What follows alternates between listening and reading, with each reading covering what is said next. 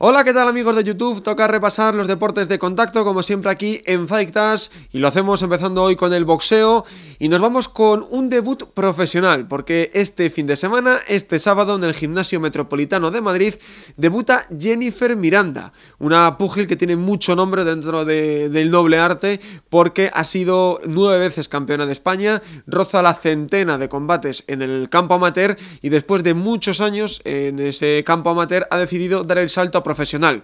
Supera la treintena Jennifer Miranda y hace el camino que hizo hace poco más de un año Miriam Gutiérrez, que también estaba en la selección española en el campo amateur y decidió dar el salto al profesionalismo. Con ella hemos hablado y estas son sus sensaciones antes de hacer su debut en el boxeo rentado. Bueno, os voy a contestar a las preguntas que me ha pasado Javi. ¿Por qué me paso al campo profesional? Bueno, esto viene a raíz de varias cosas.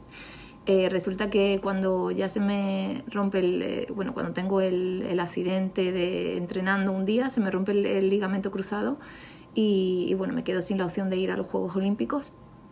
Cuando era una de las preferidas para ir, venía de ganar la Finlandia, Inglaterra, Rusia, o sea, estaba ya ganándole las top, estaba como una de las posibles para clasificar.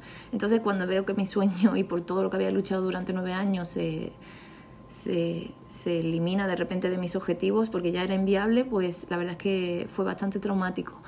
En ese momento decidí dejar de boxear, me operé y cuando ya vuelvo de la operación y me recupero, pues decido que quizás está la posibilidad de intentarlo para Tokio.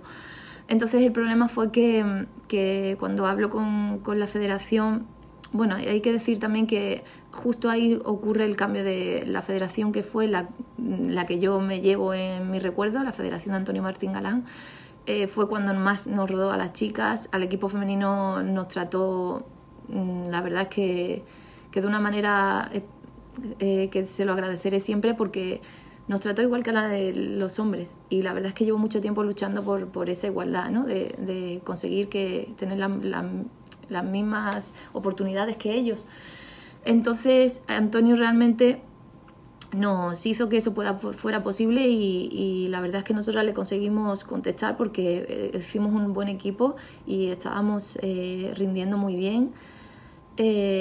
Y cuando ya Antonio no está, pues bueno, la federación que yo me encuentro cuando ya vuelvo, me dicen que no va a haber, porque yo claro, ya no estaba viviendo en la Blume, ya nos dijeron que nos teníamos que ir. Entonces yo evidentemente hablo sobre un tema económico, a ver si vamos a seguir teniendo una ayuda como algunos de los chicos, pero me dicen que no, que eso no va a pasar. Y aparte también le pedí el calendario al seleccionador y hablé con él para ver el calendario deportivo que íbamos a tener, porque a lo mejor a las niñas jóvenes no saben muy bien cómo funciona el tema internacional y el tema de ir a unos Juegos Olímpicos, pero nosotros sí tenemos ya yo he pasado por 2 juegos ya, 8 años, 9 años que llevo y sé perfectamente cómo funciona, y para ir a unos Juegos tienes que rodarte mucho y tienes que estar en los campeonatos internacionales, te tienen que conocer, tienes que sacar medallas, tienes que estar ahí.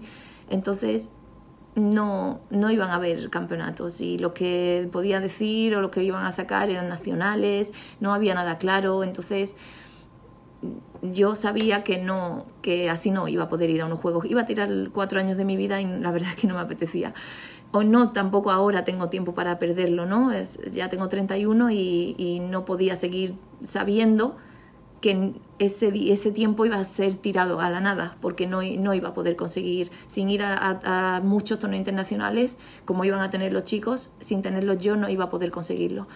Entonces decidí dar el salto, bueno, decidí irme del equipo con este empujoncito extra, decidí irme, ya no confiaba en la persona que iba a tener en mi esquina, ya no confiaba en cómo se habían hecho muchas cosas, y por tema también de mis principios, pues decidí irme, ¿vale? Y me retiro del boxeo. ¿Qué pasa? Que a raíz de esto conozco a Carlos Castro, veo que está haciendo muchas cosas por el boxeo femenino. En cierto modo siento que alegría, ¿no? de que un promotor esté apostando por las mujeres y creo que fue una señal de que podía hacer algo con él, ¿no? También tenía a Javier Pardo como entrenador, como preparador físico y como entrenador, y a Sergio Pérez, que era antiguo deportista del equipo nacional y ahora también me está ayudando como segundo entrenador. Entonces vi que podía tener un equipo, se estaba haciendo un equipo en el que podía confiar, gente leal y gente auténtica, entonces gente que podías hablar de las cosas honestamente y a la cara, y eso fue lo que en ese momento lo necesitaba, más que nada porque había llevado una pequeña desilusión, ¿no? Y lo único que quería era encontrar a gente que sí que fuera auténtica, ¿no? Es lo que me faltaba. Entonces creo que la encontré y creo que es el equipo perfecto para conseguir grandes cosas, ¿no? Yo creo que soy de las que piensa que la esquina tiene que ser alguien en la que confíes plenamente, y la esquina y yo tenemos que ser uno para poder conseguir ahí arriba grandes cosas. Entonces, bueno, estos fueron los motivos. Objetivos a corto plazo: quiero hacer todos los combates que puedan este año, coger experiencia en el campo profesional y luego optar por un título europeo y más adelante un mundial. Quiero ir haciendo las cosas bien y traer todo lo que pueda de premios y cinturones a España. Quiero que el boxeo femenino español se escuche por ahí fuera, que viene fuerte y que estamos aquí, y todo lo que sea ayudar a la mujer y en nuestra guerra, que al final todas luchamos por lo mismo, tenemos que ser un equipo y luchar todas por lo mismo, así tenemos más fuerza, que nos lo merecemos. Todo lo que puedo hacer por mi parte ahora mismo es el último empujoncito que puedo dar, y quiero darlo y quiero poner otro granito de arena al boxeo femenino. Todo lo que puedo hacer por el boxeo, que a mí me ha dado tanto, es mi manera de devolverlo. Y nada, bueno, pues invitaros a la velada del día 3 de febrero, este sábado, que es mi debut profesional en el Club Metropolitano, y invitaros a que vengáis a verme. Muchas gracias.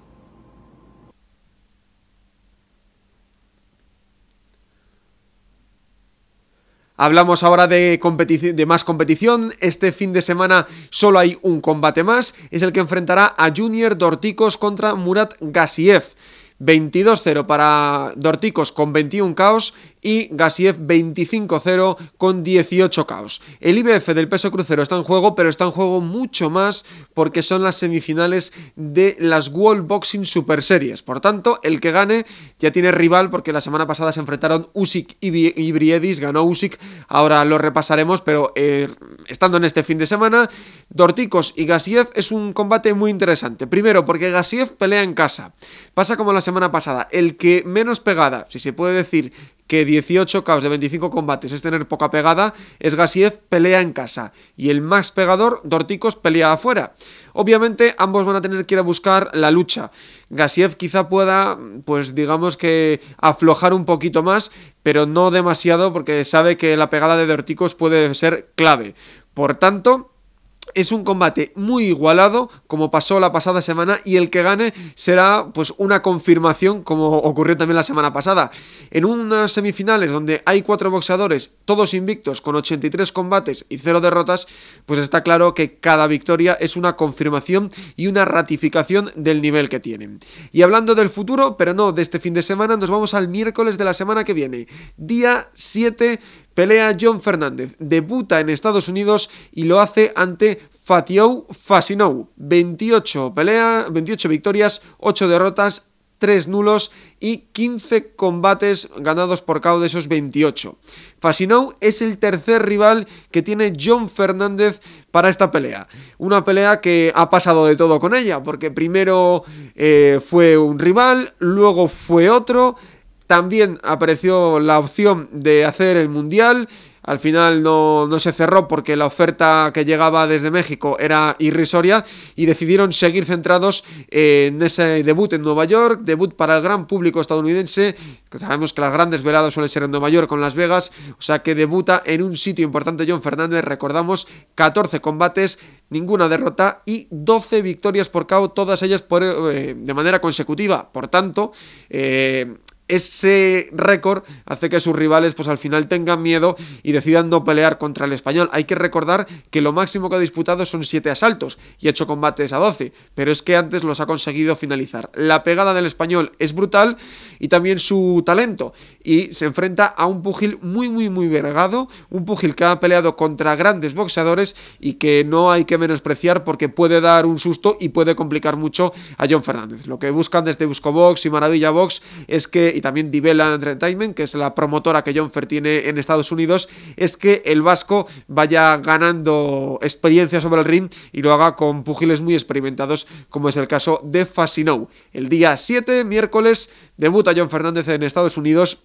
En Nueva York. Recordamos que es su cuarta pelea en Estados Unidos y estaremos muy atentos en el próximo Fightas a contaros lo que acontezca en ese combate. Ahora sí, antes de irnos a hablar de lo que ocurrió el pasado fin de semana, nos vamos precisamente con John Fernández, que nos cuenta cómo llega a este combate. Las sensaciones para esta pelea son muy buenas. La verdad que, bueno, por motivos de cambios de fecha y tal, se alargó un poquito la preparación. Ha habido momentos que hemos tenido que saber modificar y ajustar un poquito, y bueno, con la ayuda de Tini y Nekane pues hemos hecho buenas modificaciones ahí. Y bueno, la verdad que los cambios de adversario tampoco nos influyen, más que nada un poco en el tema psicológico, ¿no? Porque no tienes un rival definido, pero bueno, en el tema de estrategia yo siempre confío en salir yo al 100%, en dar mi mejor versión, y por eso lo que traiga el rival, pues bueno, siempre hay que tenerlo en cuenta, pero tampoco hay que fijarse excesivo, ¿no? Así que le estudiamos, hemos visto que es zurdo y hemos ajustado un poco estos últimos días la preparación. Pero bueno, lo dicho, yo como siempre saldré al 100%, hacer el mejor trabajo y con muchas ganas. Espero volver a España con una victoria. Hablamos ahora de lo ocurrido el fin de semana pasado. Hemos analizado una semifinal de las World Boxing Super Series, la que enfrenta a Dorticos y Agasiev, y es que el sábado pasado en Riga, Letonia, Briedis, que actuaba como local, era campeón por el Consejo Mundial de Boxeo, se enfrentó a Usyk, que era campeón y lo sigue siendo por la Organización Mundial de Boxeo. Duelo de campeones, duelo de invictos, ganó Usyk, pero no lo hizo por KO. 114-114, 115-113 y 115-113 fueron lo que reflejaron las cartulinas. Usyk fue muy superior, pero le pesó quizá pelear fuera de casa y esas cartulinas se igualaron. Sí que es cierto que según las cartulinas que más o menos yo tenía y que todo el mundo coincidimos, Usyk ganaría pues 8 asaltos a 4 aproximadamente. Usyk dio una exhibición. Briedis, empezó bien, empezó pues mandando porque estaba en su casa, pero poco a poco Usyk empezó a dar una auténtica exhibición de cómo evitar golpes, parándolos con la mano, cintura, ballesteando, basculando. Fue una auténtica exhibición y se dedicó a ir percutiendo una y otra vez a Briedis, que sobre todo lo que demostró es que tiene una capacidad de encaje increíble, porque los golpes que le fueron llegando fueron terroríficos y los resistió todos en pie, llegó a los puntos, perdió, pero también dejó claro que es un buen campeón y que seguramente le lleguen oportunidades de volver, quizá contra Usyk cuando se acabe el torneo, o por otros títulos muy pronto, porque tiene calidad para estar en lo más alto del peso crucero. Además, este pasado fin de semana también se disputaron otros 2 combates que analizamos. Nos vamos a Estados Unidos, donde Jorge Linares venció los puntos a Gesta. 118-110, 117-111 y 117-111. Sigue siendo campeón del peso ligero por la Asociación Mundial de Boxeo el venezolano. Aquí no hubo color. Jorge Linares fue muy superior a Mercito Gesta, que simplemente lo único que pudo hacer fue aguantar, porque hubo asaltos en los que casi ni llegó a Jorge Linares. De hecho, Jorge Linares, la única marca que tuvo en su rostro llegó por un codazo de Gesta. Una exhibición totalmente absoluta y que no deja lugar a dudas de que Linares está un paso por encima de la media y que ahora se debe enfrentar pues a rivales de su categoría. Por tanto, Lomachenko y Mike García entran en la escena. Se pensaba en Lomachenko, pero esta semana Mike García se ha quedado libre y va a pelear en el superligero por el título IBF. Su rival se ha lesionado y entonces ahora lo que ocurre es que se queda libre. Le ha retado por Twitter. Jorge Linares de momento no ha dicho nada. Había esas negociaciones contra Lomachenko, que subiría de peso. Sin duda un combate espectacular, pero no lo sería menos aún unificación en el peso ligero entre Mike y García, que es campeón por el Consejo Mundial de Boxeo, y Jorge Jorge Linares. Veremos a ver lo que pasa, porque sin duda el peso ligero está más que entretenido. Seguimos en ese peso, pero nos venimos a España, porque en Vitoria el pasado sábado Nacho Mendoza defendió el nacional precisamente de ese peso, del ligero. Ganó por KO en el primer asalto a Fran Suárez. Un combate que Nacho Mendoza tenía muy estudiado, sabía pues bien cómo funcionaba Fran Suárez y pues simplemente esperó el error, le fue percutiendo con la derecha y con la izquierda le noqueó. Había dicho yo que era en el ligero, no, súper ligero. KO en el primer asalto para Nacho Mendoza, que revalida su título, que había ganado a Rubén Rodríguez hace unos meses, y era la primera vez que defendía un título y lo hacía en casa, por tanto una ocasión de oro para él, para lucirse ante los suyos, y lo hizo. Quiere más y espera que dentro de poco pueda volver a Vitoria con grandes combates ante su gente. Todo eso es lo que ha habido de competición. Y nos vamos un poquito más adelante, porque el día 24 de marzo es un día que hay que marcar muy en grande en el calendario. Kerman Lejarraga, el revólver de Morga, peleará por el Campeonato de Europa del peso welter en Bilbao. Se sabía que iba a pelear, pero no se sabía dónde. Kerman Lejarraga y su promotora MGZ habían ofrecido a Ahmed El Moussaoui, el otro aspirante oficial, hay que recordar que el título está vacante, le había ofrecido mucho dinero para ir a Bilbao, no lo aceptó, intentó hasta última hora buscar una promotora que le ofreciese en Francia hacer el combate, no quería ir a Bilbao, pero al final fueron a subasta, MGZ pujó más alto y ganó. Kerman Lejarraga, por tanto, peleará por el europeo en Bilbao, en el Bilbao Arena, el día 24 de marzo. Entradas ya a la venta, entradas que ya se están vendiendo a buen ritmo. En menos de 24 horas había más de 1.500 entradas vendidas, y es que Kerman Lejarraga es el rey de la taquilla aquí en España. Con él nos vamos, y también con su entrenador Chuchi del Valle, que de esta manera lo festejaban después de ganar la subasta en las redes sociales. Buenas, chavales. Nada, informar que aquí Kerman y yo, nada, pues al final peleamos en Bilbao el día 24 de marzo y que estamos súper contentos. Después de tantos años un campeonato de Europa aquí en Bilbao, pues es la hostia, y que Kerman, pues eso, lo va a dar todo y vamos a hacer historia, ¿no? Vamos a la guerra, chavales. Nada, os esperamos, ¿vale? 24 de marzo, acordaros, en Bilbao, Bilbao Arena, el campeonato de Europa, ¿vale? Venga, chicos, muchas gracias por todo, ¿vale? Venga, Gus. Hasta aquí todo el boxeo, que hoy hemos tenido bastante boxeo. Este fin de semana, como vemos, hay muy poquito. También hay muy poquita UFC a la que ahora saltamos. Es fin de semana de Super Bowl en Estados Unidos y nadie quiere competir contra el gigante del fútbol americano. Nos vamos ahora a hablar de UFC.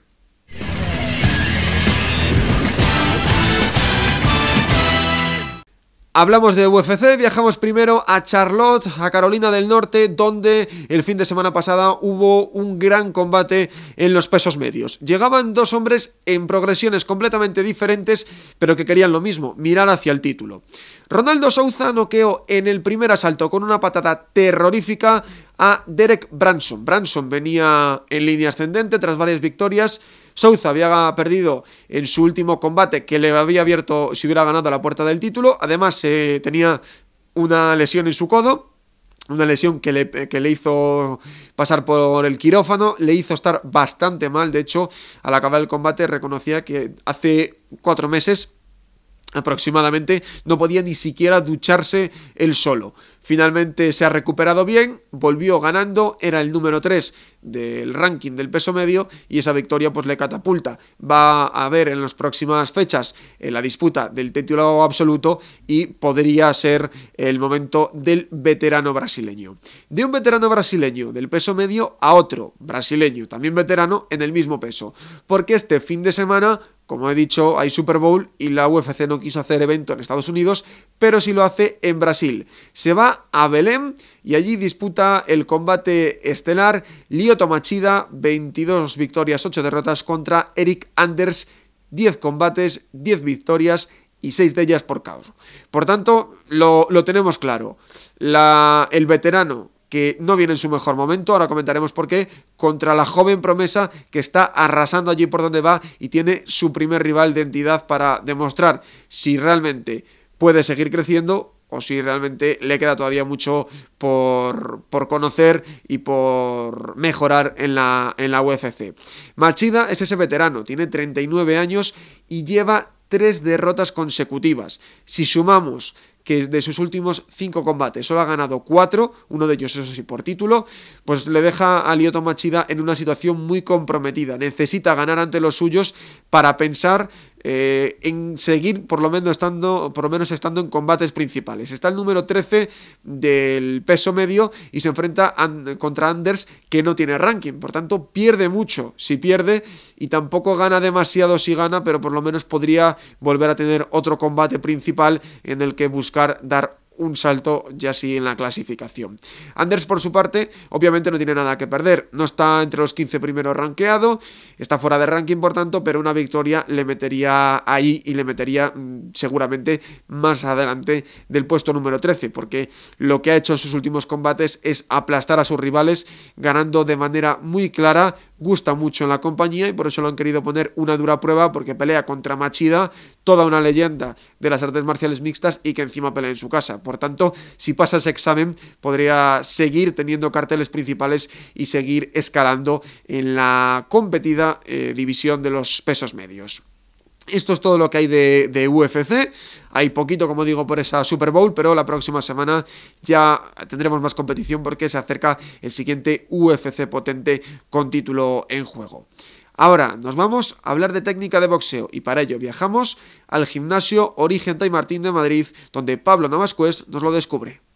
Hola a todos, chicos, soy Pablo Navascués y estamos en la sección técnica en la clase de la sección técnica de fallas.